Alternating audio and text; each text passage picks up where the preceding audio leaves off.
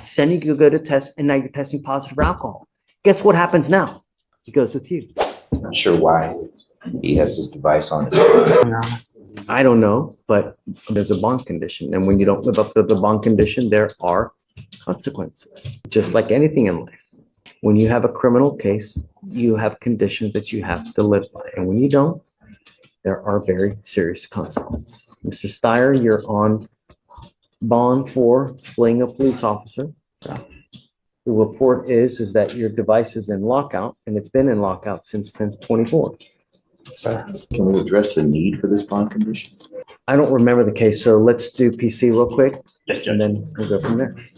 So on August 17th, 2024, at approximately 2 a.m., the officers observed a vehicle with a defective tail lamp and tried to initiate a traffic stop. The vehicle had ample opportunities to stop at multiple well-lit parking lots, but drove 0.46 miles of the final stop location.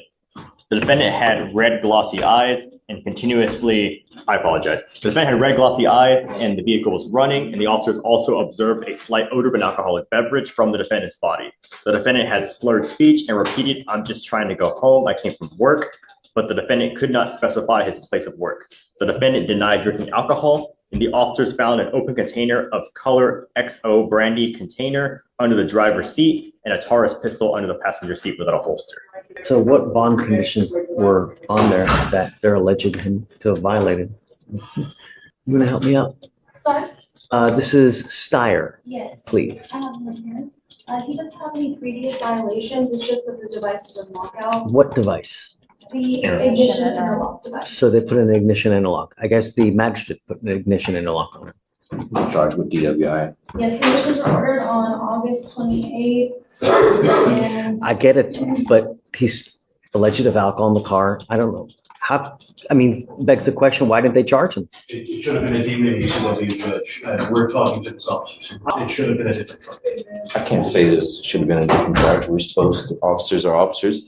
We're supposed to allow them to do their job, and when their job doesn't rise to what folk think it should be, then all of a sudden they didn't do their job right. We want to talk to the supervisor. Officer didn't charge him, he didn't charge him. So he only got charged with fleeing. I don't understand why he's got this device on Did his they car. do field sobriety tests? They did not, Your Honor. There was no DWI investigation done at the scene. Was there any indication that he was intoxicated? Yes, he had slurred speech, red glossy eyes. And an odor of alcoholic beverage. Yes. Maybe the officer didn't think it rose to the event. At any rate, the officer didn't call it in as a DWI. And whether the state thinks it's shoddy work or not, we don't punish the defendant because the officer did shoddy work. Punish them for having bond conditions and not. I fully understand that. And that's why I wanted to address the need for the bond condition as well as the bond. I understand that the machine's not working or it's in lockout status, but I'd also like to address why we're having it. So you didn't put it on there. I didn't, but I think that it's a reasonable restriction when it is, for all intents and purposes, they just didn't charge it because maybe they had an officer that was a rookie, didn't know what they were doing.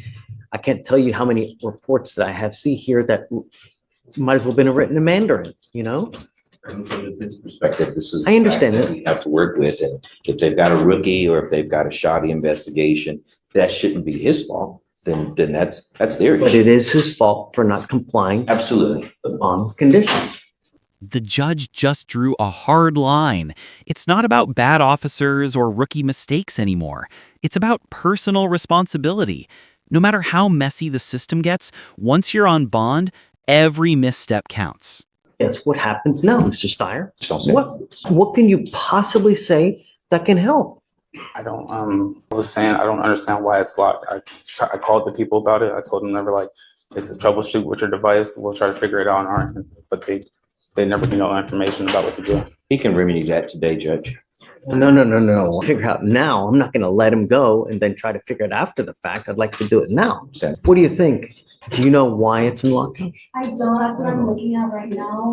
So, because for all of our other devices we have, I don't see anything on the 24th or past that until the email sent to the DVR. Would you mind looking into, please, as to why it's in lockout?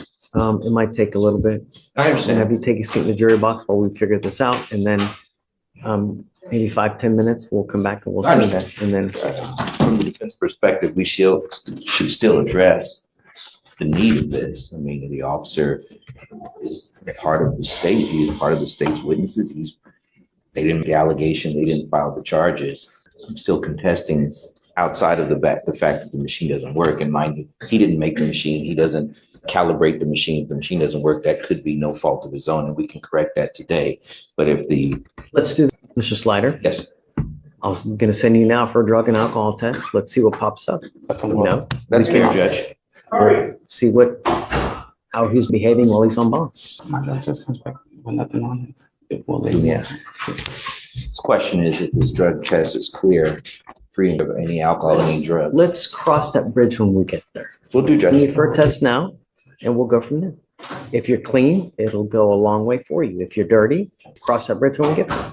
Yes, sir. My only concern, Mr. Steyer, is public safety. Nothing else matters in my life. And if you're Here it comes, the turning point, the drug and alcohol test. If he passes, it could save his bond. If not, the consequences are instant. Be honest, do you think the judge will show leniency? gonna play adult games, or if you play stupid games, you win stupid prizes or you get adult consequences, right? When you act like a child, we treat you like a child. If you do great things, then we congratulate you and reward you, right? Sir. Okay, just take a seat in the room, Chair. We'll be Thanks, back. All right, Mr. Slider. So I'm not happy with it. I know. It's unacceptable.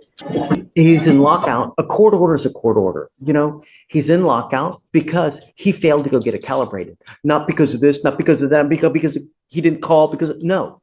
You failed to go get it locked down, or you failed to go get it calibrated. That's why it's in lockout. I send you to go to test, and now you're testing positive for alcohol. Guess what happens now? That's right. Actions have consequences, Mr. Steyer. He goes with you. I'm sorry, but I can't continue to do it, man.